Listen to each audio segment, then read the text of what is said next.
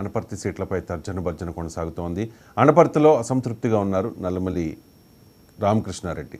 మొదటి నుంచి కూడా అనపర్తి సీటు తనదే అని చెప్పి రామకృష్ణారెడ్డి చెప్తున్న పరిస్థితి. తెలుగుదేశం పార్టీ అంతర్గత చర్చల్లో కూడా చంద్రబాబు నాయుడు చాలా క్లియర్గా నల్లమిల్లికి టికెట్ కన్ఫర్మ్ చేశారని ఆయన వర్గీయులు చెప్తూ ఉన్నారు. కానీ అనూహ్యంగా భారతీయ జనతా పార్టీతో పొత్తు ఫిక్స్ అయిన తర్వాత అక్కడ భారతీయ జనతా పార్టీ అభ్యర్థిగా కూటమి అభ్యర్థిగా శివకృష్ణరాజు అభ్యర్థిగా వచ్చారు.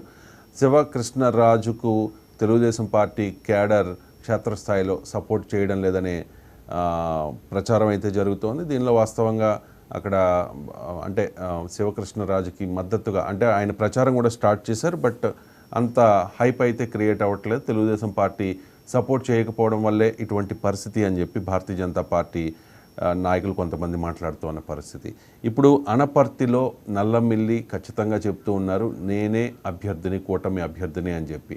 ఒకవైపు భారతీయ జనతా పార్టీ తన అభ్యర్థిని ప్రకటించేసిన నేపథ్యంలో నల్లమిల్లి రామకృష్ణారెడ్డికి టికెట్ ఇచ్చే అవకాశం ఎంతవరకు ఉంది అనే దాని మీద మాట్లాడదాం. అలాగే నల్లమిల్లి రామకృష్ణారెడ్డి భారతీయ జనతా పార్టీలో జాయిన్ అయ్యి అక్కడ భారతీయ జనతా పార్టీ అభ్యర్థిగా, కూటమి అభ్యర్థిగా రంగంలోకి దిగబోతూ ఉన్నారు అనే ప్రచారం కూడా జరుగుతోంది. ఏదైనా జరగచ్చు, మూడు పార్టీలు కలిసి ఉన్నాయి, మూడు పార్టీల లక్ష్యం ఒకటే అయినప్పుడు ఏ పార్టీ అభ్యర్థి ఏ పార్టీలోకి వెళ్ళి అక్కడ నుంచి పోటీ చేస్తారో అనేది కాస్త సస్పెన్స్గా ఉంది. తెలుగుదేశం పార్టీ నాయకులు చాలామంది జనసేన పార్టీలోకి వచ్చి పోటీ చేస్తున్న పరిస్థితుల్లో నల్లమిల్లి రామకృష్ణారెడ్డి తెలుగుదేశం పార్టీ అభ్యర్థి ఇన్ఛార్జ్, ఆయన భారతీయ జనతా పార్టీలోకి వచ్చి పోటీ చేసే అవకాశం కూడా లేకపోలేదు. దాన్ని కూడా కొట్టిపారేయలేం. ఇక పురంధేశ్వరి అక్కడ రాజమండ్రి పార్లమెంట్ నియోజకవర్గ కూటమి అభ్యర్థి ఖచ్చితంగా అక్కడ గెలుస్తాననే ధీమా వ్యక్తం చేస్తూ ఉన్నారు. ఒకవేళ గెలిస్తే కేంద్ర మంత్రి పదవి కూడా మరోసారి వస్తుందని చెప్పి ఎక్స్పెక్ట్ చేస్తూ ఉన్నారు. గతంలో కాంగ్రెస్లో ఉన్నప్పుడు, కాంగ్రెస్ ఎంపీగా ఉన్నప్పుడు విశాఖ నుంచి కాంగ్రెస్ ఎంపీగా ఎలక్ట్ అయ్యారు.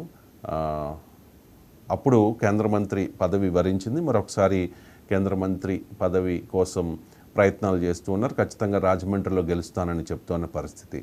కానీ అనపర్తి నియోజకవర్గం రాజమండ్రి పార్లమెంట్ నియోజకవర్గ పరిధిలో ఉంటుంది.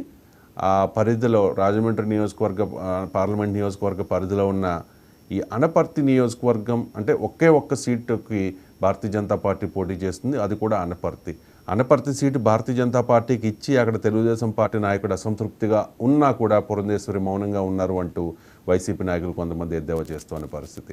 ఇక ఉండి విషయానికి వస్తే అక్కడ చాలా పెద్ద సస్పెన్స్ కొనసాగుతోంది. అక్కడ శివరామరాజు టికెట్ ఎక్స్పెక్ట్ చేశారు. కానీ మంతెన రామరాజుకి సిట్టింగ్ ఎమ్మెల్యేకి టికెట్ అధిష్టానం కేటాయించింది. కానీ రఘురామకృష్ణరాజు ఎంటర్ అయిన తర్వాత సీన్ మొత్తం మారిపోయింది. ఉండి సీటు తనదేనని చెప్పి ఆల్మోస్ట్ ఆయన ప్రకటించేసుకున్నారు కూడా. మీడియాలో కూడా ఇదే వార్తలు వచ్చాయి. కానీ రామరాజు చెప్తూ ఉన్నారు ఖచ్చితంగా ఉండి సీటు తనదే అంటూ ఉన్నారు. మరి ఉండి రాజకీయం ఎటు వెళ్తుందో చూడాలి. ఇక కీలకంగా పవన్ కళ్యాణ్ మరోసారి జ్వరంతో బాధపడుతూ ఉన్నారు. ఇవాళ ఎలమంచిలి టూర్ ఉంది. ఈ నెల 6 వరకు ఆయన రెస్ట్ మోడ్లో ఉన్నారు. ఫస్ట్ టైం ఆయనకి జ్వరం వచ్చింది. తీవ్రమైన ఎండల దాటికి తట్టుకోలేక ఆయన జ్వరం బారిన పడ్డారు. ఆ తర్వాత నిన్న 7th ఆయన అనకాపల్లిలో సీఎం రమేష్కి అండ్ జనసేన అభ్యర్థి కొనతాల రామకృష్ణకి తరపున అక్కడ ప్రచారం చేశారు అనకాపల్లిలో. కానీ తీవ్రమైన జ్వరం వచ్చింది. ఇవాళ ఎలమంచిలి టూర్ ఉంది. కానీ ఎలమంచిలి టూరు వాయిదా పడింది. ఉగాది తర్వాత ఉత్తరాంధ్ర షెడ్యూల్ ఉంటుంది కాబట్టి ఆ షెడ్యూల్లో భాగంగా ఎలమంచిలిలో ప్రచారం పవన్ కళ్యాణ్ చేస్తారని మనకున్న సమాచారం. అలాగే రేపు ఉగాది వేడుకల్లో పాల్గొంటారు అనేది యాజ్ పర్ షెడ్యూల్. ఆయన షెడ్యూల్ ప్రకారం పిఠాపురంలో ఆయన పోటీ చేస్తున్న నియోజకవర్గంలో ఉగాది వేడుకల్లో పాల్గొనాలి. కానీ జ్వరం కారణంగా ఆ వేడుకలకు కూడా దూరం అవుతారనేది పార్టీ వర్గాలు చెప్తూ ఉన్నాయి. సో చూద్దాం, ఒకవేళ జ్వరం తగ్గితే కనుక ఆయన రేపు పిఠాపురంలో జరిగే ఉగాది వేడుకల్లో పాల్గొవచ్చు.